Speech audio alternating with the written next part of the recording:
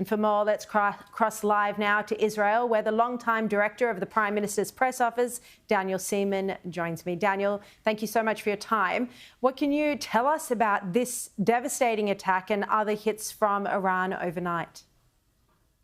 Well, they attacked Israel twice through the night. I think they were very kind to not to do this in the middle of the night, just before we went to sleep, and then to wake us up in the morning.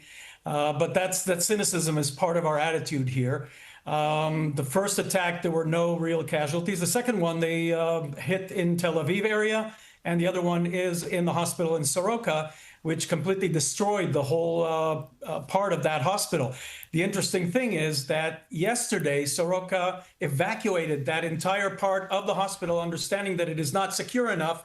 And as a result, we had this miracle this morning that only a few slightly injured, but the hospital, they had to evacuate the patients and move them to other hospitals. And now they have to restore, and they're opening up parts of the hospital that have been closed down for years to bring back the people from the area of the south of, it's the major hospital in the south of Israel.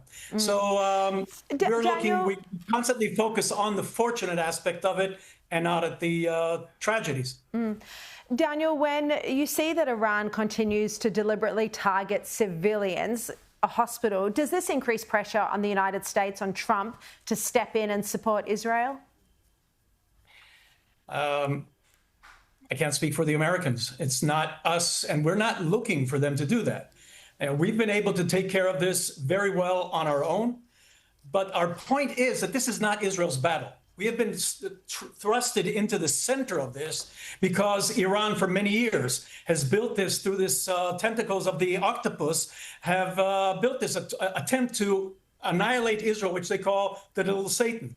The great Satan is not only the United States, but what represents to them is the entire Western world. And we're just the closest to them.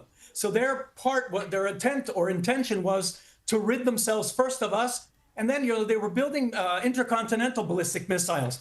Israel, as you can see, is like 12 minutes away. They don't need intercontinental ballistic missiles for us. That's to target Europe and the United States. They can already reach Europe. So what we're trying to say here is it's not only our battle, but we're handling it. If they want to join in, we're not going to prevent them from doing it.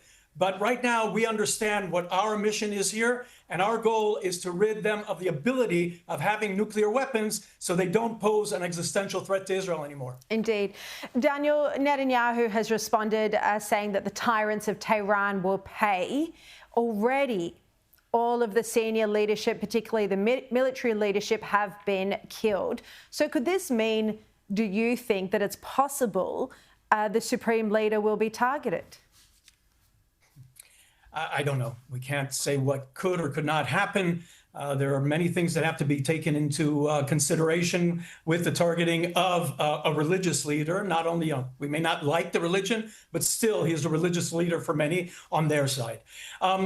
The one thing you can say about both Trump and Netanyahu, they have been very unconventional in their thinking regarding the Middle East. All these things that were accepted as principles over the past 40, 50 years, they've changed. First off, the Abrahamic Accords. Everybody always thought that Israel has to make concessions, recognize the other side, et cetera, et cetera. They said, no, here, Abrahamic Accords, there's other ways of going about this. The same thing regarding the war against the terrorists and all. We're taking them on. We're no longer trying to appease them. So there may be other options here with Tehran that nobody's thought about. For example, in Gaza, they all kept saying that the day after has to be the Palestinian Authority taking over. Now they've offered what Trump and Netanyahu are offering, this relocation of the Gaza Strip, something nobody accepted, which is acceptable all around the world. So here, even in Tehran, there may be another option, such as perhaps the leadership leaving, and then the United States will not have to have boots on the ground. But in Germany and Japan, we have those examples from history that show the United States can go in there and guide this country, just like they did with Japan and Germany after World War II, guide them to being a democracy and a functioning country without being their enemy. All right. Daniel Seaman, really appreciate your time and your insights. Thank you so much.